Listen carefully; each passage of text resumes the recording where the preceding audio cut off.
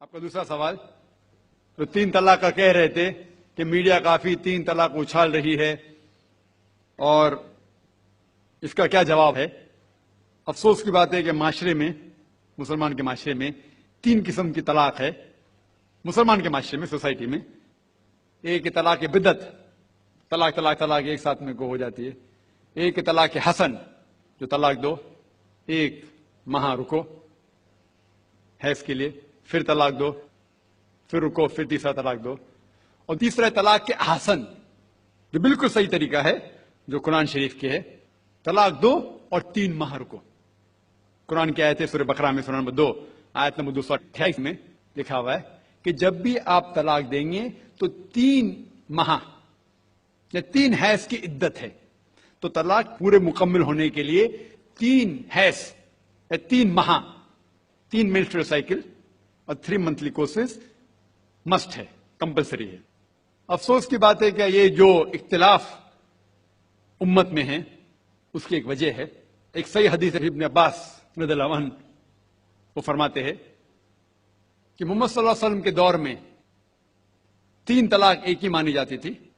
हजरत अबू बकर के दौर में 3 तलाक एक ही मानी जाती थी। हजरत उमर के पहले 2 साल के दौर में 3 तलाक एक ही मानी जाती थी। लेकिन उसके बाद हजरत उमर रज़ियल्लाहु अन्हु उस सिचुएशन को देख के वो कहते अगर कोई शख्स 3 दे दिया तो 3 हो जाती है। इस हदीस की वजह से जो इख्तिलाफ उम्मत में है, और कई उलमा में इख्तिलाफ है, लेकिन उलमा में इख्तिलाफ है, रहेगा एक मंच पाएंगे कि अल्लाह आलम।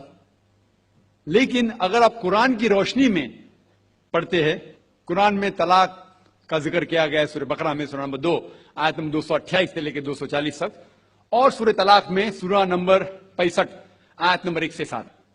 जो कुरान मजीद में तलाक का जिक्र है उसके अंदर यह है कि कभी कोई डिफरेंस ऑफ ओपिनियन, कोई झगड़ा हो जाता है शोहर और बीवी में, तो पहला शोहर बीवी बैठ के बात करे।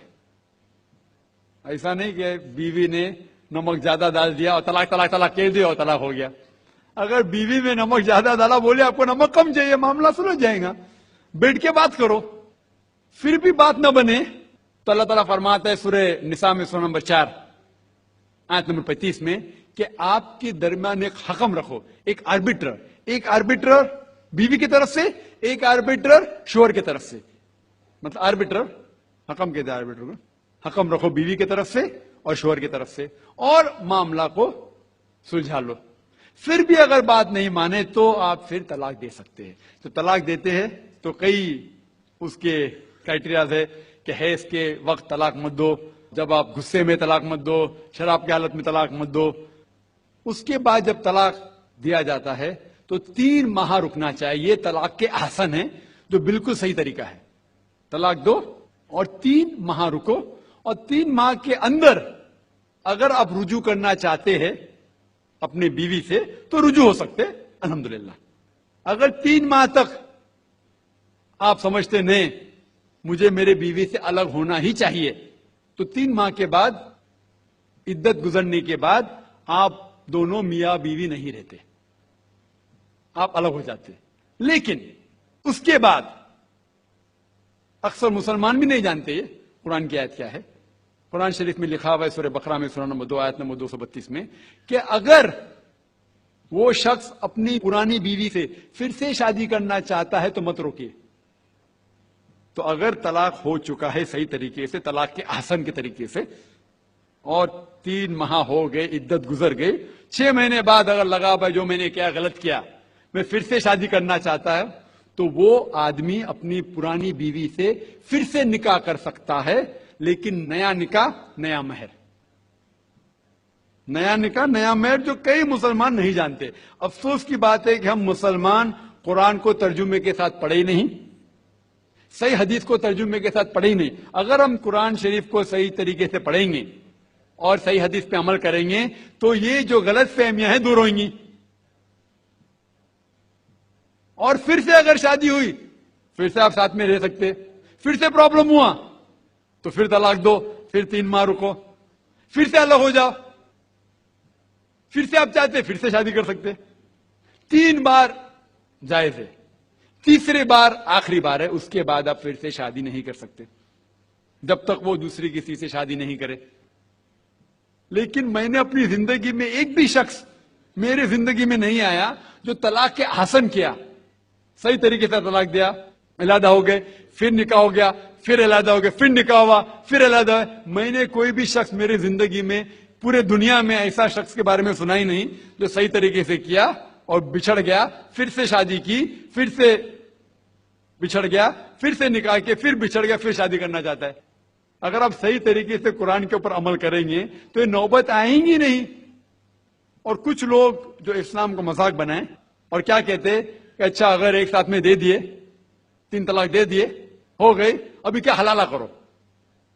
قرآن کہتا ہے 3 طلاق ایک ساتھ میں بھی دیں گے تو ایک ہی ہوتی ہے۔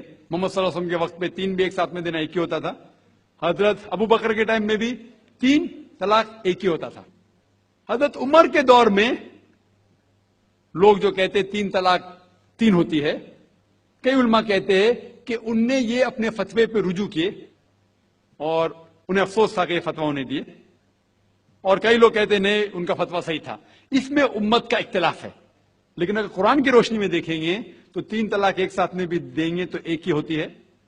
حضرت عمر کے دور میں رضی اللہ عنہ انہوں نے کہا تھا کہ ہم اسے کہہ نہیں سکتے کیا وہ غلط ہے، لیکن علماء یہ کہتے ہیں، مثال کے طور پر ابن تیمیہ، شیخ ابن تیمیہ، وہ کہتے ہیں کہ یہ حضرت عمر میں اللہ بھی پلیز رضی اللہ عنہ، وہ محمد صلی اللہ علیہ وسلم نے جو کہا اس کے اوپر نہیں ہے، اسی لیے ہمیں بات ماننا چاہیے قرآن اور اللہ کے رسول کی۔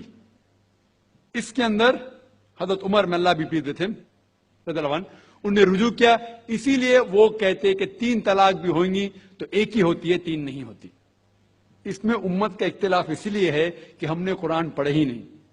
ہم اگر قرآن پڑھیں گے صحیح طریقے سے اور جانے، کئی لوگ یہ سمجھتے ہیں کہ طلاق کے لیے 3 بار بولنا ضروری ہے، اگر 3 بار نہیں کہیں گے طلاق ہوتی ہی نہیں۔ وہ ان کی نادانی ہے، وہ ان کی جہالت ہے۔ تو ہمیں کیا کرنا چاہیے؟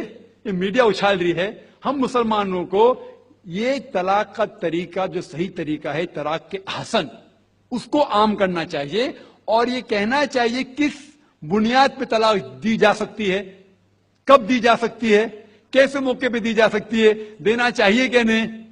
تو یہ سب اگر ہم مسلمان عام کریں گے تو انشاءاللہ یہ اختلاف جو امت میں ہے وہ نہیں رہیں گا، اور میڈیا اسے اچھال رہی ہے۔